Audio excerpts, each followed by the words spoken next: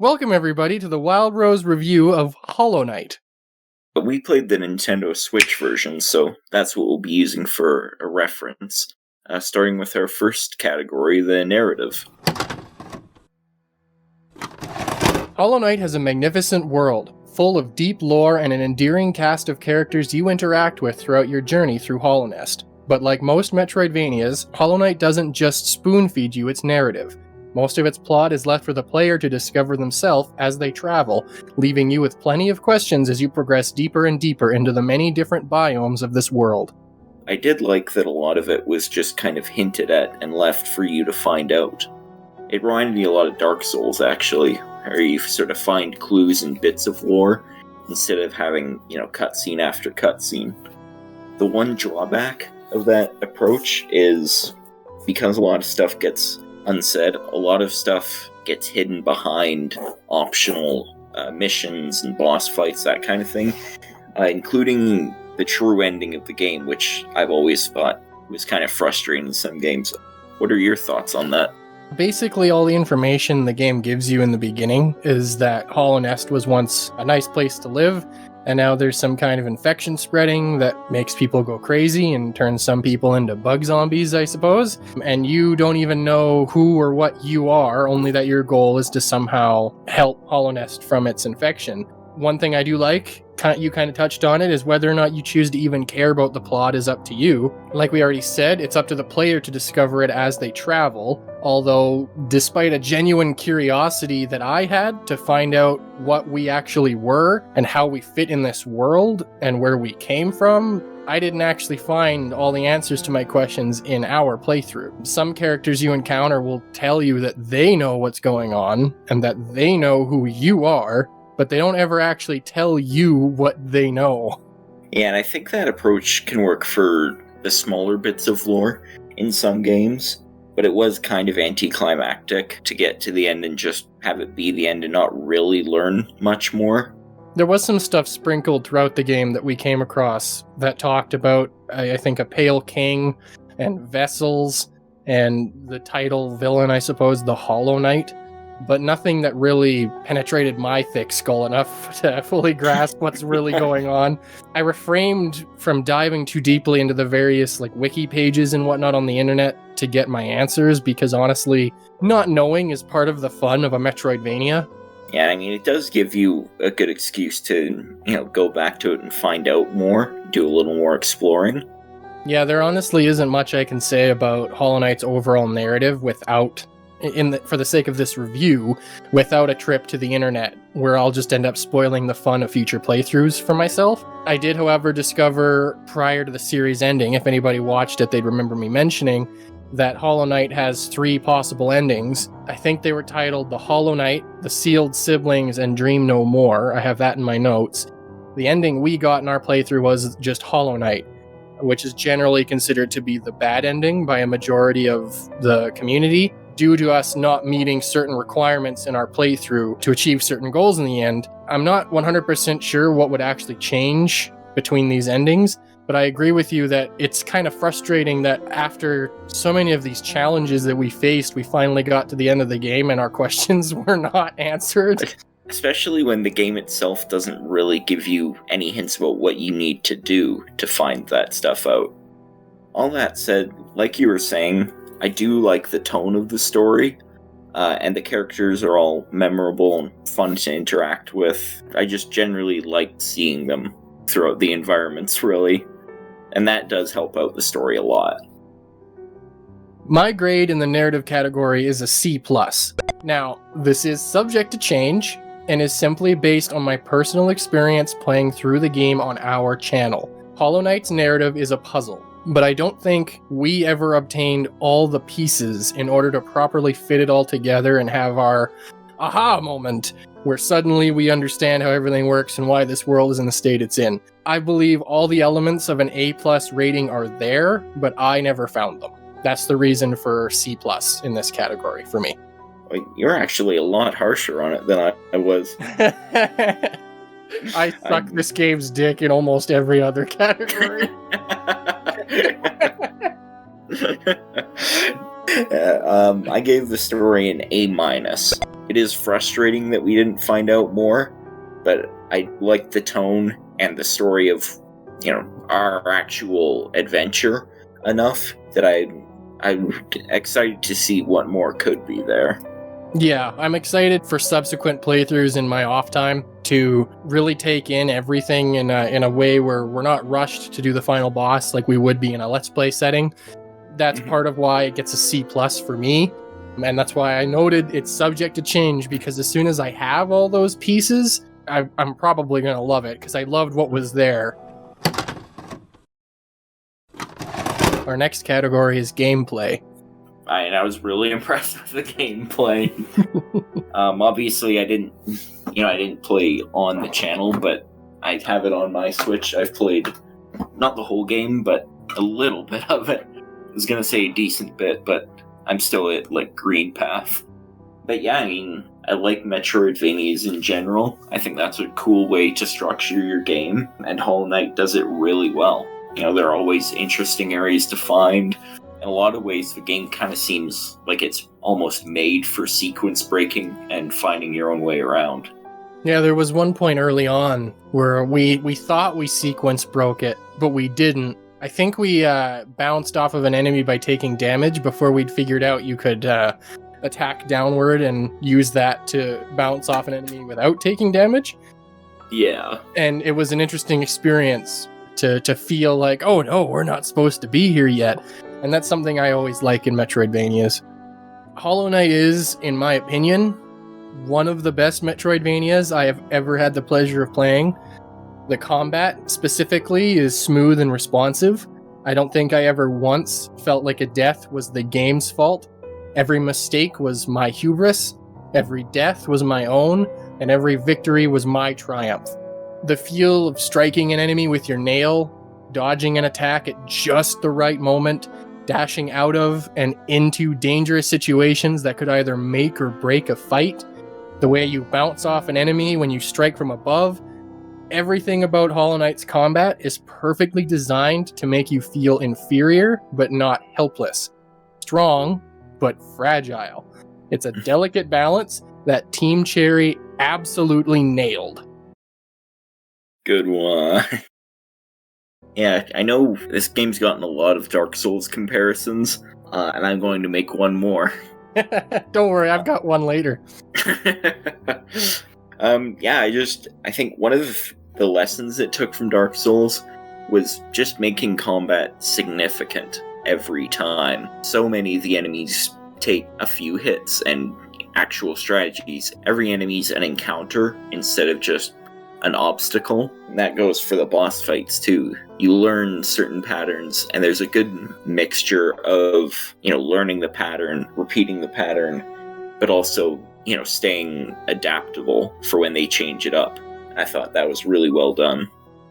The only complaints I have about the combat, with the boss fight specifically, is a lack of feedback on exactly how much damage you have done to a boss, beyond simply knowing which phase of the fight that you're in, and how pinpoint accurate some of their attacks can be. The bosses I struggled with the most all had an attack as if it was locked onto my character model, rather than simply being an attack with a set path that I let myself get in the way of. It would be nice if there was more of a warning on some of those attacks, and if bosses had a Mega Man style health bar to let you know how much damage you've done and how much farther you have to go. The more I thought about it, the more I didn't mind the lack of a health bar, just given, the sort of mysterious tone of the game, and the fact that, you are supposed to feel legitimately kind of threatened by all these enemies. All that said, I would have still liked some indication, maybe a Monster Hunter style system where, when you get to a certain point, the enemies start limping or something. I think that would have been nice to have. I did also like the way that the charm system was integrated, especially with just how many charms you could collect, and pretty much all of them felt like, legitimate viable options for different styles of play. I like how much flexibility it gives you to experiment with different strategies and loadouts, and figure out what works for you in any given situation. But of course, combat is only one part of the proverbial cheesecake that makes up the sweet and savory delicacy of experiencing Hollow Knight.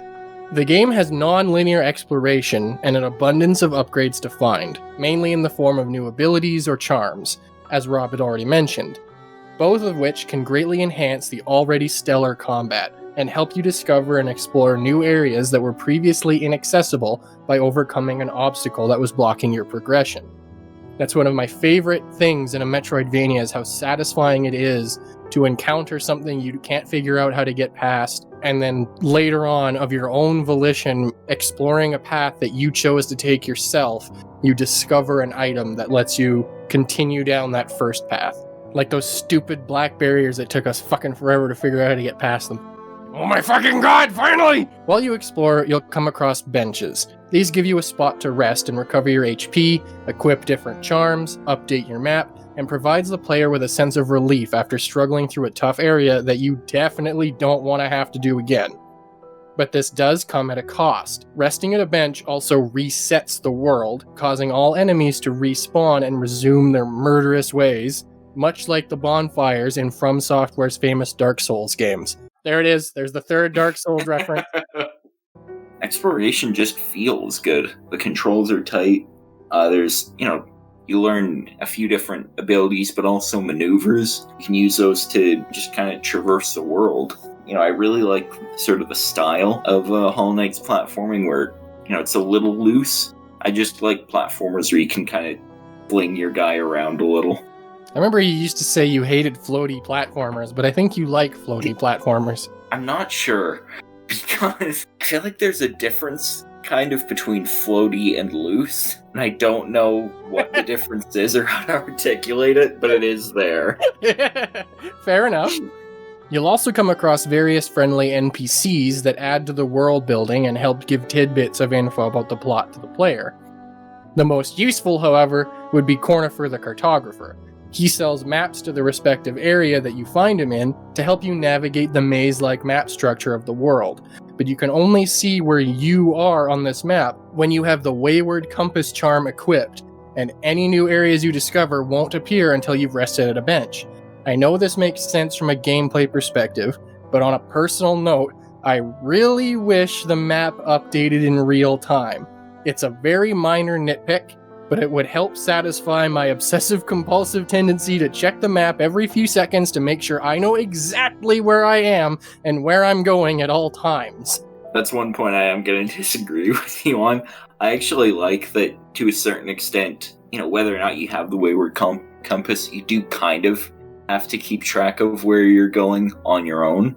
Again, I just think it works with the atmosphere of the game. Hollow Knight's gameplay never stopped being an absolutely mesmerizing experience from start to finish.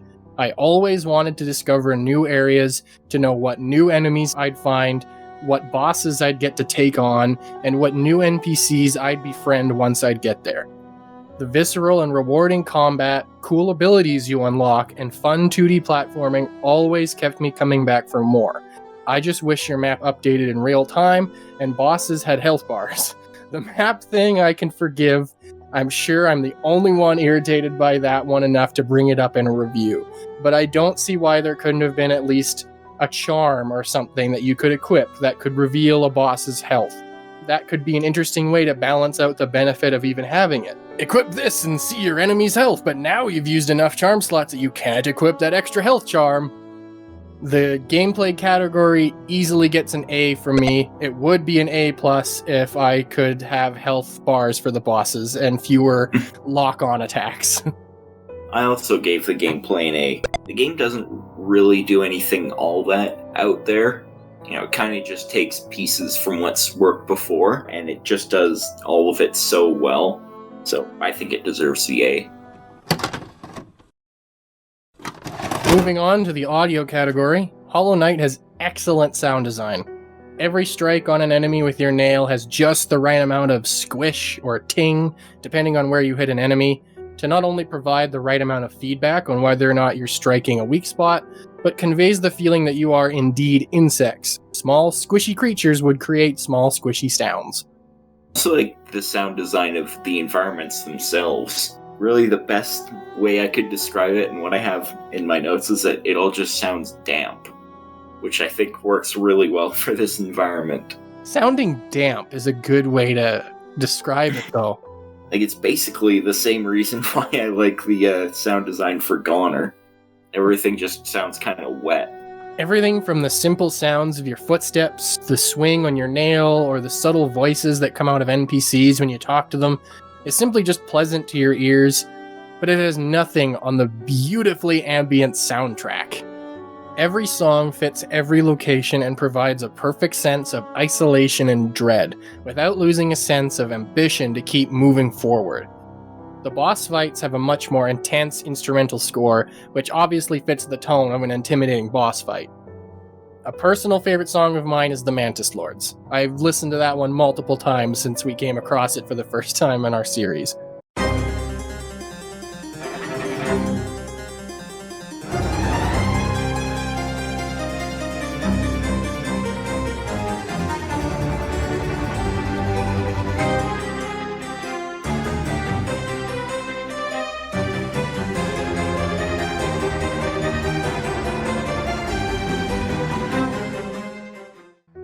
I did like the music. Might have just been because I spent a lot of this playthrough hearing it through Discord. There wasn't really a tune that grabbed me in the same way. It all works well for the game. There just wasn't anything that really stuck in my head or that I felt compelled to listen to outside of gameplay. I do agree with your point about the character voices. I like that they didn't go for, the full voice acting, but also didn't quite do the whole Banjo-Kazooie thing. I like that you hear, a little bit of sound when they start talking, just to get a sense of sort of what this character sounds like and who they are. But, you don't just have dialogue box after dialogue box of... Honestly, I don't have much to say in this category. I can't think of a single moment during our playthrough where I thought, song doesn't fit, or that's not how an insect wielding a nail like a sword would sound. Hollow Knight is simply a pleasurable experience for your ears all throughout. I give this category an A+. I gave it an A-. Again, I would have liked to hear, a little more music that just really grabbed me, but again, a lot of that's just because I was hearing it through Discord and not really getting much of a sense of the music for a lot of it. Moving on to visuals, I really liked how all the environments looked. Just like with the sound design, there's a ton of atmosphere to all of them. A lot of them have kind of a haze to them to suggest, more depth than you're actually able to interact with. Helps them feel a lot more expansive and, like actual environments that you might be going through. The environments are gorgeous to look at. The game's use of color varies from location to location, and they take full advantage of both the background and the foreground in every area, giving the game almost a three-dimensional feel despite its 2D gameplay. Hollow Knight goes for a sort of hand-drawn aesthetic, with lots of smooth and round shapes that really makes it nice to look at. Every enemy has a particular set movement to its character model that feels very natural in its environment. What I kind of mean by that is that enemies that look like they should have a bit of a bounce or jiggle to them when moving do, despite the video gamey feel that they have by simply walking back and forth on a set path like a Goomba in Mario. This makes them feel kind of real in their own way. Yeah, I did really like the style of the game, and what you mentioned about how, there's just so many, even small animations for enemies that just work and make them feel a little more alive. The one thing about the art style that I was kind of iffy on, and I still haven't totally made up my mind about how I feel about it is kind of cartoony, which I'm not sure fits with the tone of the game. It does have kind of a storybook look to it, especially with, the really well done backgrounds that I do think works. Something about the, especially the design of, the protagonist just makes me think of, a less dark game than what we got. I'm curious what your thoughts are on that. I almost feel like I disagree, just as far as how it can clash with the dark tone. I think that almost makes it feel like the darker tone has a more... It has a higher intensity. You don't want bad things to happen to these characters because they are so adorable. Yeah, actually, I hadn't really thought of it that way. Like I said, I didn't have my mind completely made up on that, but you do make a good argument for it. I also like how each NPC, each friendly NPC that you encounter specifically, is completely distinct from another, and their design really helps give them a personality of their own. Yeah, I can't really think of a point where I was confused about which NPC we were talking to. They all had their own, really distinct look and identity that I really enjoyed. The art direction Hollow Knight took is stunning, it's pleasing to my eyes, and I have almost nothing bad to say about it. So I give the visual category an A+. Yeah, I do really like how this game looks, and I think you've actually turned me around on the character designs. So you've bumped my grade for visuals up from an A- to an A. So our last category is just our general personal appeal of the game. I said it earlier in this review, Hollow Knight is one of the best Metroidvanias I've ever played, and Metroidvanias are among my all-time favorite genre of video game. Put 2 and 2 together here, and yeah, I'm gonna give Hollow Knight a third A+. I will definitely be revisiting this game in the future, and I'm sure I will love it all over again. I highly recommend this game.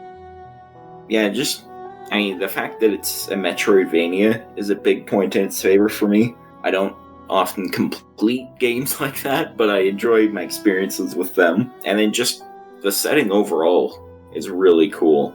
Going back, I've always had an interest in bugs, and it's just cool to see a game that, kind of creates a whole almost mythology around them, which I really enjoyed. The only point against Hollow Knight for me in this category is it is pretty brutal at some points. More and more, I'm finding I just don't necessarily have the patience for a lot of hard games. But everything here is done so well that, I'd be willing to tough my way out. So for personal appeal, it gets an A from me.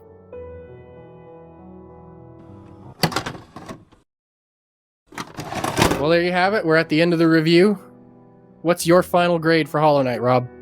So my final grade is, and I don't think this will come as a surprise given how complimentary you've been, my final grade is an A. Hollow Knight has so much going for it. It has rich atmosphere, lovable characters, beautiful art style, amazing world building, varied environments, visceral combat, outstanding boss design, a stellar soundtrack, and adorable grubs.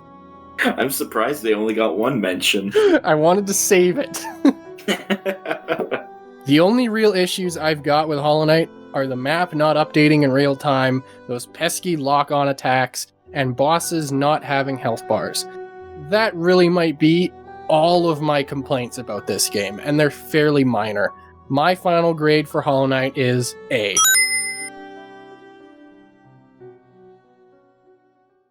Thanks for watching. If you enjoyed this, we have a whole Hollow Knight playthrough that you can watch if you haven't already. If you want to see more reviews from us, check out our Shinobi review. We're pretty proud of how it turned out. We'd like to do more like that. Bye for now.